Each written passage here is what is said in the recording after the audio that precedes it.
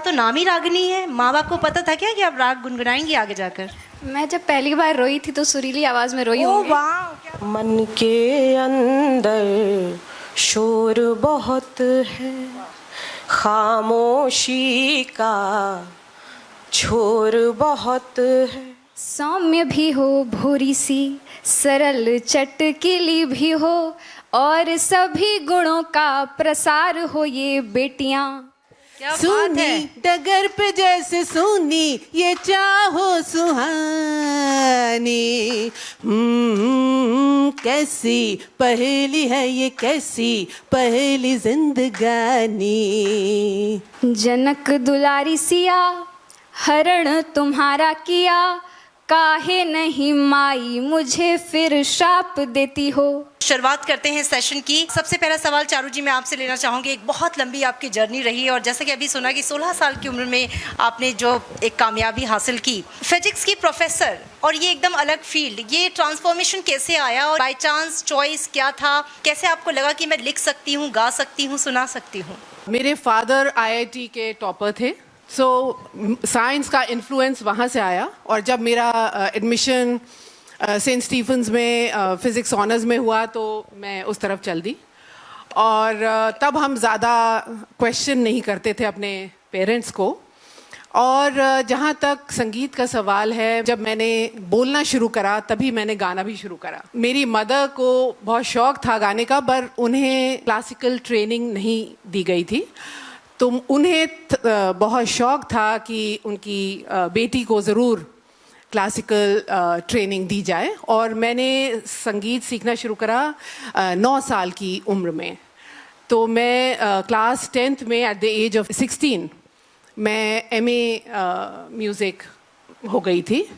और उसके बाद मैंने MSc के बाद जब मेरी शादी हो गई, मैंने PhD करी एक बच्चे के बाद, तो उस दौरान मेरी पोइट्री राइटिंग और म्यूज़िक में थोड़ा सा गैप आया। जब मेरे बच्चे थोड़े बड़े हुए तो मैंने इन दोनों को दोबारा शुरू करा। जो मैंने पहली कविता लिखी गैप के बाद, और मैंने उसको ऐसे ही भेज दिया एक कॉन्टेस्ट में, उसको वर्ड स्मिथ अवार्ड दिया गया एशियन लिटरेरी सोसाइटी ने। ये जो कविता है जिससे मेरी शुरुआत हुई आफ्टर अ ब्रेक, ये है अमलतास। अमलतास वो पेड़ है जिस पर पीले फूल आते हैं, और दिल्ली में गर्मी जब कड़ाके की पड़ती है बहुत सुंदर फूल खिलते हैं, और जब इसके फूल नीचे गिरते हैं तो एक पीली चादर बिछाती है कि अमलतास को देख आज कुछ भूला बिसरा याद आया, पीछे छोड़ चुके थे जिसको वही लम्हा सामने खड़ा पाया।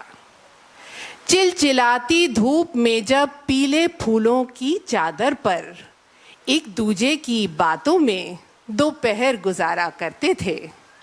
कभी रूठते कभी मनाते, कभी हंसते कभी रुलाते, कभी गहरे सन्नाटों में आंखों से बातें करते थे। कभी प्यार उमड़ता तो चुपके से मेरे बालों में अमलतास के फूल तुम यूं ही सजाया करते थे। क्या वक्त था, क्या दौर था, न भूख थी न प्यास थी, न मुस्तकबिल की फिक्र थी, बस मिलने की आस थी। वक्त बदला, मौसम बदले, सारा मंजर बदल गया। तुम्हारे साथ बीता हर एक पल गुजरा नहीं, ठहर गया। अमलतास के फूल शायद तुम्हें भी कुछ याद दिलाएं। अमलतास के फूल शायद तुम्हें भी कुछ याद दिलाएं। बरसों पहले मुंह मोड़ गए जो, वहीं रह गए हम पलके बिछाए। Thank you. अब मैं रुख करना चाहूँगी प्राची, आपका हर किसी की अपनी जर्नी होती है, लेकिन मैं जानना चाहूँगी कि ये आपका जो सफ़र है कविता का, वो कैसे परवान चढ़ा और कौन से सब्जेक्ट हैं जो आपके दिल के करीब हैं, जिसको आप ज़्यादा तवज्जो देती हैं अपनी कविताओं में? मैंने वो चीज़ों पर लिखना शुरू किया जिस पर लोग लिखना पसंद नहीं करते थे। अरे ये तो वो है, स्त्री ना पुरुष है, मुंह फेर लेता है जिनसे ज़माना, नहीं चाहता कोई इनसे बतियाना, हाय ये सोच भी कितनी कलुष है। अरे ये तो वो है, स्त्री ना पुरुष है। क्या बात। मैंने उस पर भी लिखा, मैंने इस पर भी लिखा कि जो बिक जाए बीच बाजार वो लड़की आम नहीं होती, जिसका रोज लुटे संसार वो लड़की आम नहीं होती। जिसका ना बसे कभी घर द्वार, वो लड़की आम नहीं होती। रागिनी, कवित्री हैं आप, शब्दों की इस दुनिया में आप कैसे आईं? और साथ ही जब हम कविता लिखते हैं, ये भाव पहले आते हैं या शब्द, और किसका आना पहले ज़रूरी है, उसके बाद बनती है कविता? बताइए। इस क्षेत्र में कैसे आना हुआ? तो भाव जब प्रबल होते हैं और जब व्याकरण का थोड़ा बहुत ज्ञान हो जाए तो हर कोई व्यक्ति कवि लेखक बनना चाहने लगता है कि मैं भी कवि हूँ। हर दूसरा आदमी समझता है कि मैं हूँ। जब छोटी थी तो स्कूल के टाइम से ही स्क्रिप्ट लिखना, कविताएं थोड़ी बहुत, तुकबंदी जैसे कुछ कुछ लिखा करती थी। फिर जब पढ़ने लगी, देवल आशीष जी को सुना पहली बार, प्रमोद जी को सुना, तिवारी जी, उसके बाद से बहुत लोगों को ढूंढ ढूंढ कर सुनने लगी। उसके बाद फिर मुझे लगा कि मुझे और पढ़ना चाहिए और सीखना चाहिए इस क्षेत्र में। तो उसके बाद मैं पढ़ा, सीखा, और इसकी नींव बचपन से मेरे अंदर डाल दी गई थी। मेरे दादाजी बहुत अच्छा लिखते थे मेरे घर में, बड़ी अच्छी कविताएं, बड़े अच्छे गद्य, तो तब से वो आ गया। और फिर बाद में मेहनत की, थोड़ी बहुत चीज़ें सीखी, जैसे जैसे भाव आए वैसे वैसे शब्द आए और कविता बनती चली गई भगवती की कृपा से। और दूसरे प्रश्न की, पहले भाव आते हैं या शब्द? तो टू बी वेरी ऑनेस्ट, जब बहुत कम कविताएं ऐसी होती हैं जो अपने आप आती हैं, उसमें भाव पहले आता है और हम भाव को सहेज कर रख लेते हैं, अपने दिमाग में ये चित्रण कर लेते हैं कि किस तरह से इसको हमें प्रेजेंट करना है। हाँ, और बाद में लिखते हैं। कभी कभी पहले शब्द आते हैं, फिर उसको हम उस शब्द के हिसाब से अपने अंदर से भाव निकालना चाहते हैं कि क्या भाव बनाए और कविता कैसे लिख लें। चारू जी, ये बताइए कि कविता आपके लिए खुद की अंतरात्मा की अभिव्यक्ति को सबके सामने रखने का एक माध्यम है, या आप समझती हैं कि जो सामाजिक संवाद है उसका एक बहुत ही बढ़िया जरिया है?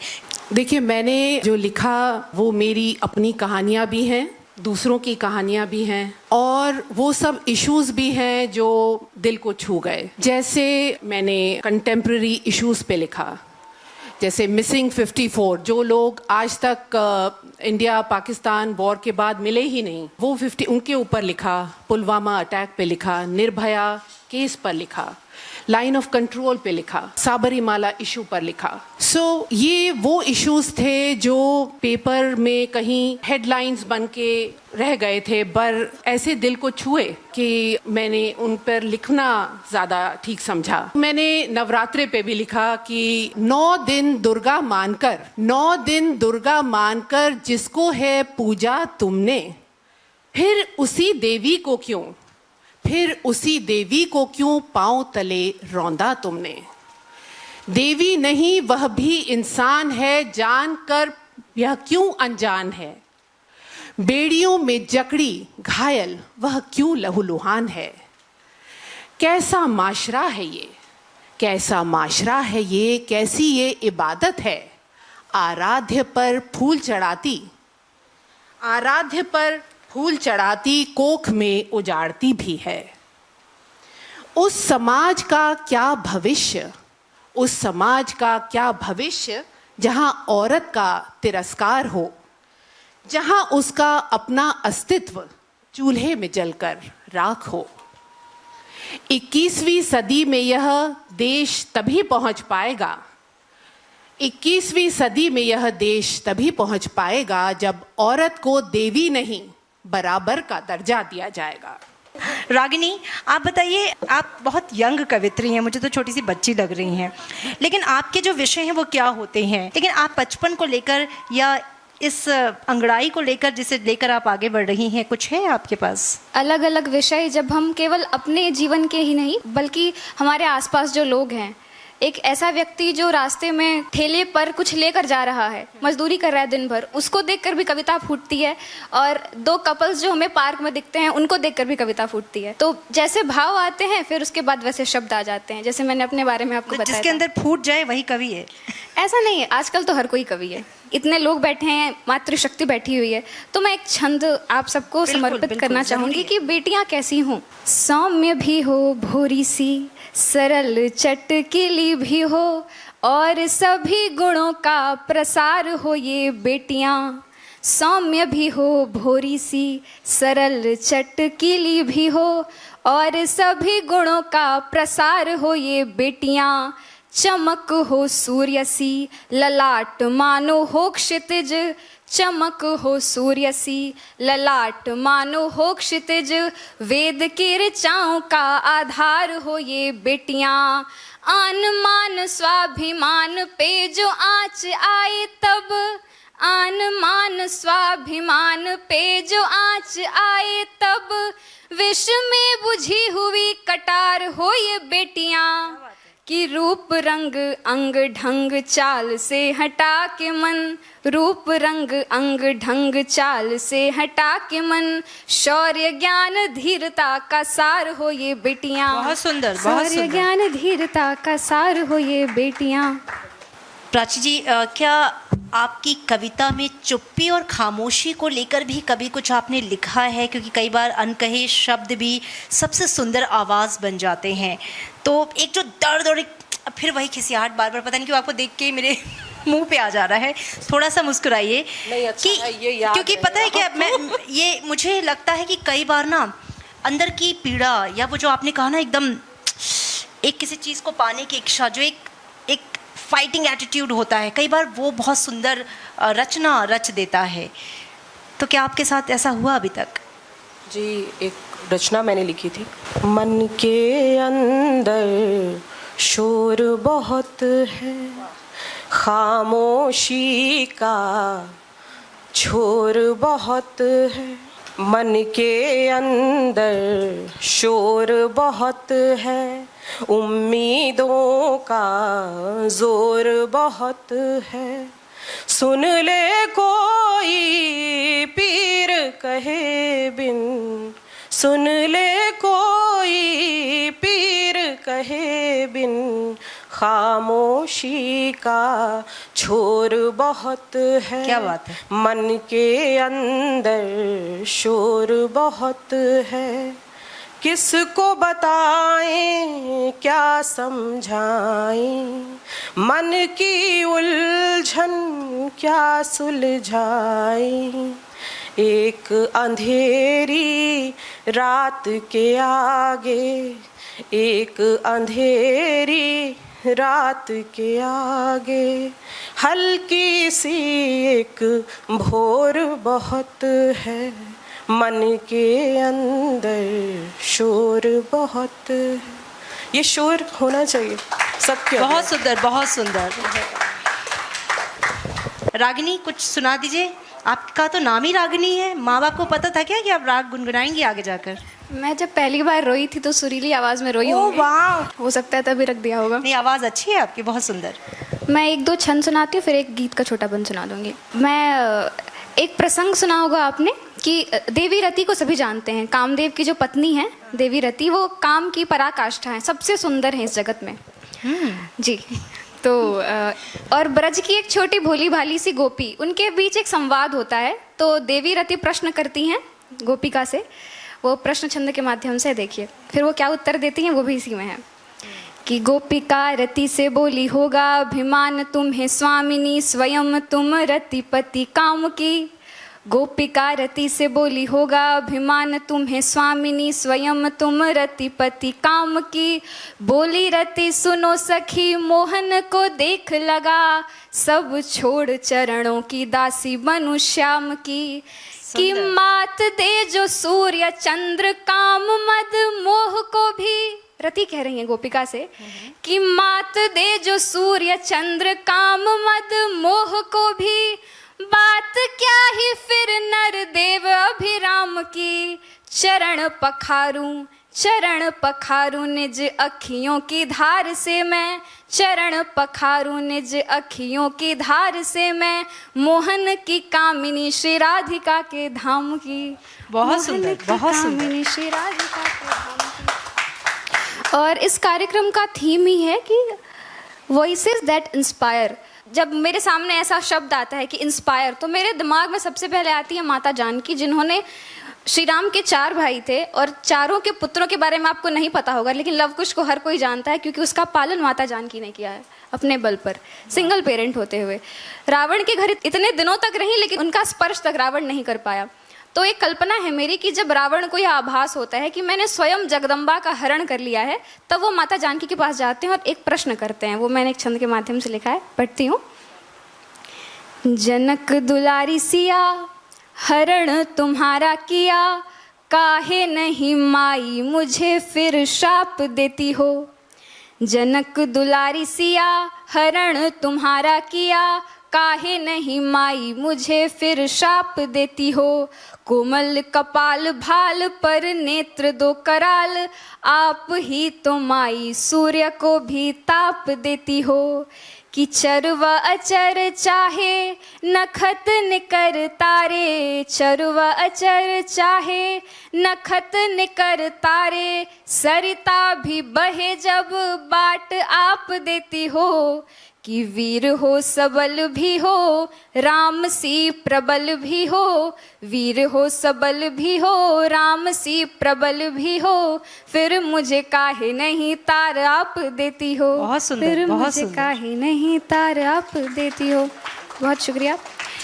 एक और छंद सुने कि जितनी लड़कियां हैं वो रिलेट कर पाएंगी। भूमिका इसकी इतनी है कि जब बुद्ध यशोधरा को छोड़कर चले गए तो किसी ने प्रश्न नहीं, मतलब बाद में मैथिली गुप्त जी आए तब उन्होंने ऐसा प्रश्न किया। तो भाषाई सभ्यता से और समाज से भी ये प्रश्न है कि जब लड़कियां जाएंगी तो आप उनको चरित्रहीन का टैग लगा देंगे, लड़के जाएंगे तो आप कहेंगे त्याग किया इन्होंने। कृष्ण ने राधिका को छोड़कर चले गए, त्याग किया उन्होंने। तो एक छंद है कि हम तो नहीं कह सकते क्योंकि कोई ना कोई कारण रहा इसके पीछे, लेकिन जो गोपिकाएं हैं वो तो खूब ओरहन दे सकती हैं कृष्ण को। तो जब उद्धव गए मिलने, पत्र लेकर गए गोपिकाओं के लिए कि कृष्ण की तरफ से आप सबके लिए पत्र है, तो गोपिकाएं क्या उलाहना देती हैं और हम सब भी यह उलाहना दे सकते हैं। छंद सुनिए। सत्व तत्व प्राण में रही तुम्हारे ध्यान में, ये साधना तो चाहा किंतु हार गई साधिका।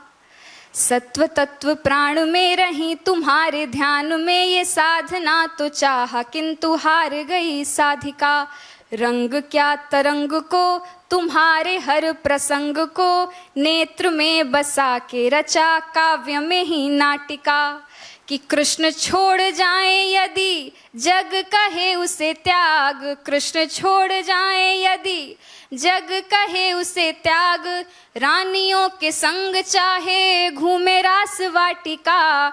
अचरी छुपाए काहे अखियां भिगाए काहे, अचरी छुपाए काहे अखियां भिगाए काहे, हर बारी प्रेम में क्यों चली जाए राधिका। वाह, हर सुंदर, बारी सुंदर। प्रेम में क्यों चली जाए राधिका। एक बंद पढ़ती हूँ छोटा सा, इसके पहले 4 पंक्तियां सुन लीजिए। कि भाग का ये महीना नहीं भा रहा, भाग का ये महीना नहीं भा रहा, मन का कौतुक भी अब तो मरा जा रहा।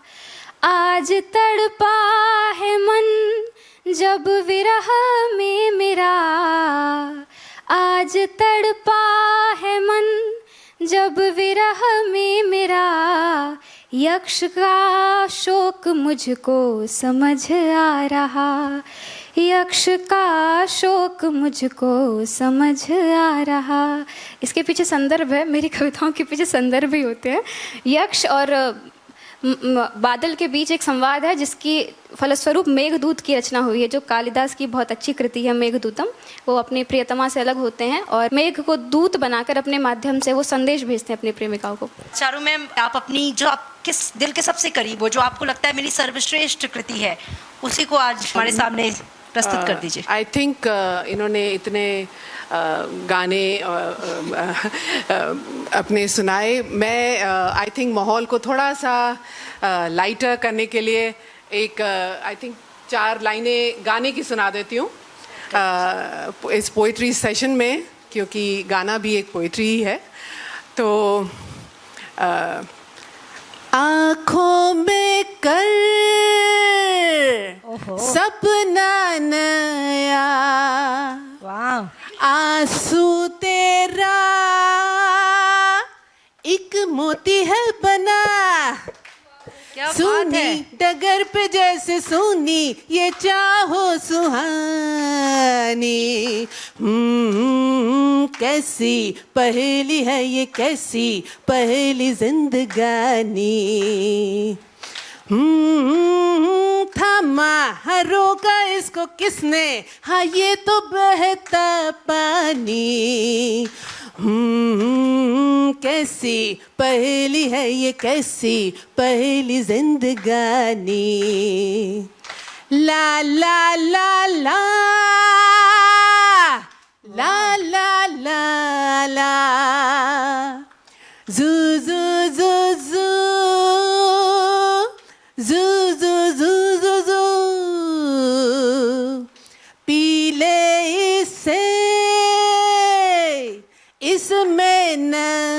नशा जिसने पिया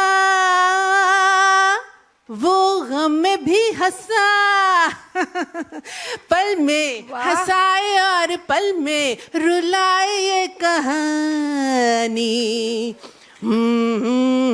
कैसी पहेली है ये, कैसी पहेली जिंदगानी। थामा हाँ रोका इसको किसने, हाँ ये तो बहता पानी। कैसी पहेली है ये, कैसी पहेली जिंदगानी। क्या बात है, जोरदार तालियां। चारू जी, आप उषा यूथप की बहन तो नहीं? नहीं, मैं काश ऐसा नहीं, होता। आप हैं। वो काश। मिलेंगी तो आपकी बिंदी भी, Yes. आपकी बिंदी थोड़ा भी बिंदी बड़ी उषा जी करनी हमारे पड़ेगी। आई थी कार्यक्रम में। हाँ, वो और बड़ी- कांजीवरम्स पहननी पड़ेंगी। हाँ, नहीं, Yes. वो आप छोटी बहन लग रही हैं उनकी। काश ऐसा बहुत होता। सुंदर। और दीपाली जी, ये कवित्रियों का सम्मेलन है, सिंगर्स का है। सबकी आवाज इतनी सुंदर है, सब गा भी इतना अच्छा रहे हैं। अब किस्यानी शब्द नहीं बोलूंगी, लेकिन दिल का जो शोर है आज उसको गुनगुना दीजिए। मैं एक गीत सुनाऊंगी आपको, शायद आपके हृदय तक पहुंचे, सुनिएगा। भेज रही हूँ। दीजिए जल्दी। मैं हथेली पर प्रणय की नाम बस तेरा लिखूंगी। मैं हथेली पर प्रणय की नाम बस तेरा लिखूंगी। तू किसी का भी रहे, तू किसी का भी रहे, मैं बस तुझे मेरा लिखूंगी।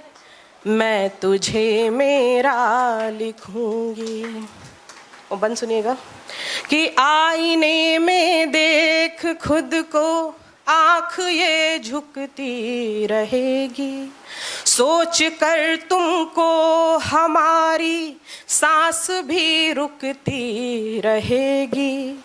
लालिमा अधिकार की, लालिमा अधिकार की, माथे सजे या ना सजे अब आत्मा तुमको समर्पित, शेष मेरा क्या रहा अब। मैं समय की बाह थामे, मैं समय की बाह थामे उम्र का फेरा लिखूंगी। बहुत सुंदर। तुम किसी बहुत के सुंदर। भी रहो, मैं बस तुम्हें मेरा लिखूंगी। और एक बंद स्किप करती हूँ, दिल तक पहुंचा नहीं, छप गया। आखिरी सुनाती हूँ कि दिन घड़ी और वर्ष ऋतुएं बीत कर आते रहेंगे। आपकी यादों के झोंके मन को महकाते रहेंगे। आपके पैरों की छापें, आपके पैरों की छापें द्वार ने संजो रखी है। लौटने की आस मैंने आंगने में बो रखी है। ये जहां सूरज लिखे, ये जहां सूरज लिखे, मैं शांत अंधेरा लिखूंगी। क्या बात है। किसी का भी रहे, मैं बस तुझे मेरा लिखूंगी। तू किसी का भी रहे, मैं बस तुझे मेरा लिखूंगी। बहुत आगे। बहुत सुंदर, बहुत सुंदर। मैं तो निशब्द हो गई हूँ। समय हो चुका है काफ़ी और हमको लगता है अब हम इसे वाइंड अप कर सकते हैं अगर आप लोग की इजाज़त हो। लेकिन दिल से बता रही हूँ कि हम आपको घंटों सुन सकते हैं, घंटों। जोरदार तालियां।